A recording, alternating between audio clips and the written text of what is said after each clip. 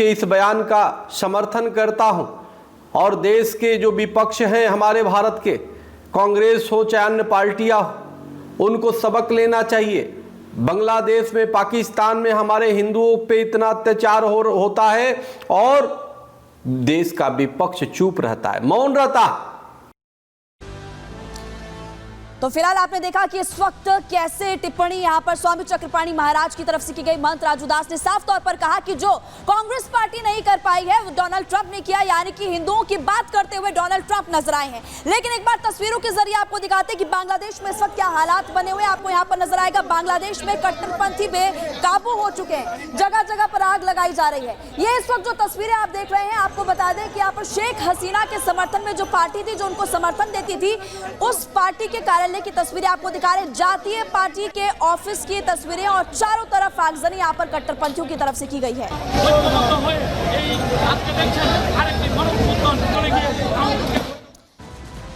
तो इन तस्वीरों के जरिए आप अंदाजा लगा सकते हैं कि कट्टरपंथी बेकाबू हो चुके हैं। बांग्लादेश में हालात लगातार बेकाबू होते हुए नजर आ रहे हैं और वहां की अंतरिम सरकार फिलहाल कुछ नहीं कर पा रही। इस पर आप इस रिपोर्ट को देखिए।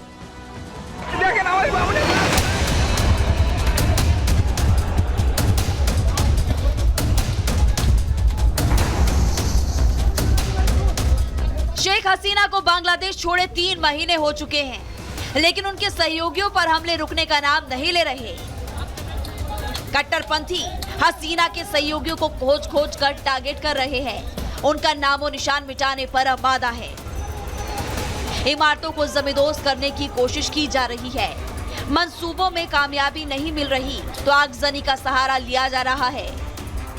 बांग्लादेश में भले ही अंतरिम सरकार हो, लेकिन राज कट्टरपंथी कर रहे हैं। दरअसल तस्वीरों में दिख रही ये इमारत पूर्व प्रधानमंत्री शेख हसीना के सहयोगी दल जातीय पार्टी का दफ्तर है। इस पार्टी ने 2 गलतियां की। एक तो इस पार्टी ने हसीना सरकार का समर्थन किया था और दूसरा बीएनपी के बहिष्कार के बावजूद पिछले 3 चुनावों में भाग लिया। ये 2 गलतियां ही कट्टरपंथियों को रास नहीं आ रही। बांग्लादेश में पांव पसार चुके कट्टरपंथियों का गुस्सा उस वक्त 7वें आसमान पर पहुंच गया जब जातीय पार्टी ने ढाका में रैली की घोषणा की। कट्टरपंथियों के रहते बांग्लादेश में आवाज उठाना सख्त मना है।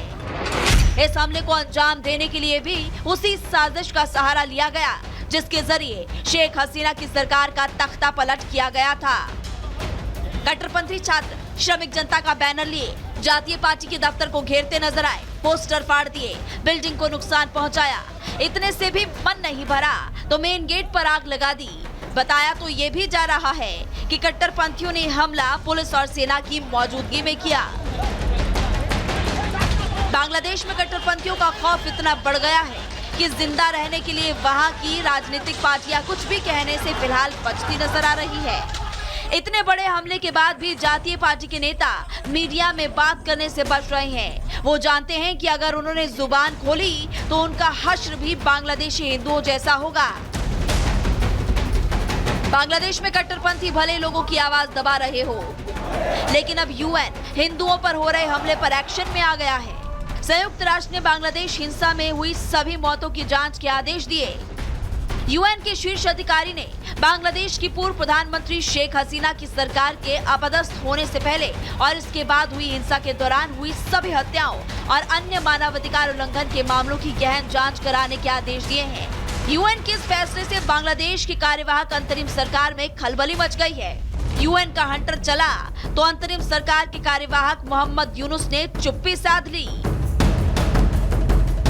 बांग्लादेश में हिंसा के दौरान हुई मौतों की जांच के लिए संयुक्त राष्ट्र ने पहले भी टीम भेजी थी। प्रधानमंत्री रहते हुए हसीना ने हत्याओं की जांच की मांग भी की थी। ऐसे में अंदाजा लगाया जा सकता है कि बांग्लादेश में कट्टरपंथियों का आतंक किस कदर हावी है। हिंसा के दौरान बांग्लादेश में जान गंवाने वालों के आंकड़े जो सामने आए हैं वो चौंकाने वाले हैं।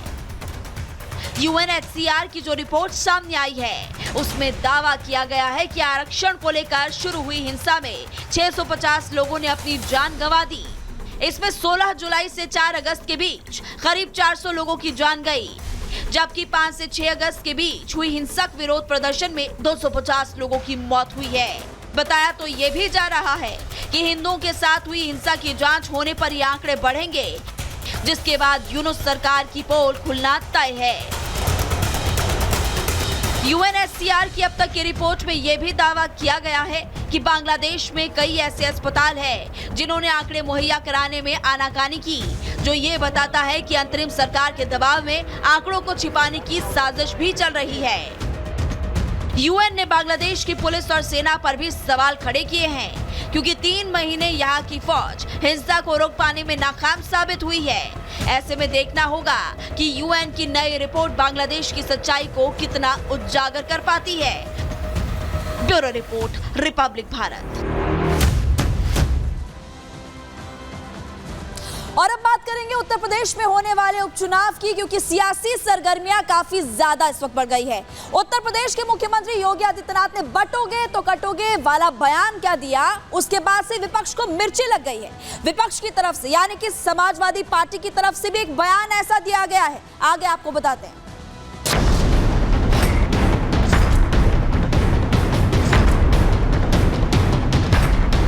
एक है तो सेफ है, कटेंगे तो कटेंगे, एक रहेंगे तो नेक रहेंगे।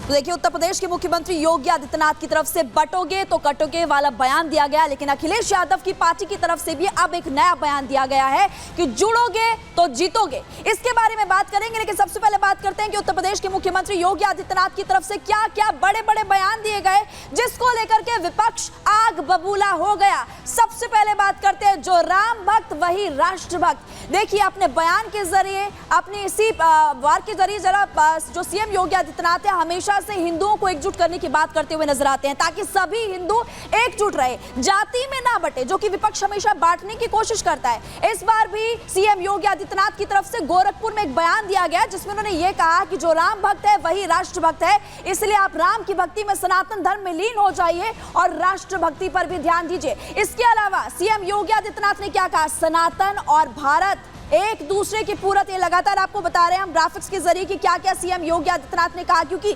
सीएम योगी आदित्यनाथ के इस बयान से आप अंदाजा लगा सकते हैं कि वो हमेशा से हिंदुओं को एकजुट करने की बात करते हुए नजर आते हैं, कभी बांटने की कोशिश नहीं करते। और देखिए, विपक्ष में रावण और दुर्योधन का डीएनए है, ये भी साफ साफ कहा। एक और बयान सीएम योगी आदित्यनाथ की तरफ से दिया गया, वो है बजरंग बली बनने की नसीहत दी उन्होंने। उनकी तरफ से कहा गया कि आप बजरंग बली से जो आपने सीखा है उसकी तरफ आप आगे बढ़िए। तो ये आपको बता रहे हैं कि सीएम योगी आदित्यनाथ की तरफ से आखिरकार क्या कुछ कहा गया। लेकिन अब आगे बढ़ते हैं और बात करें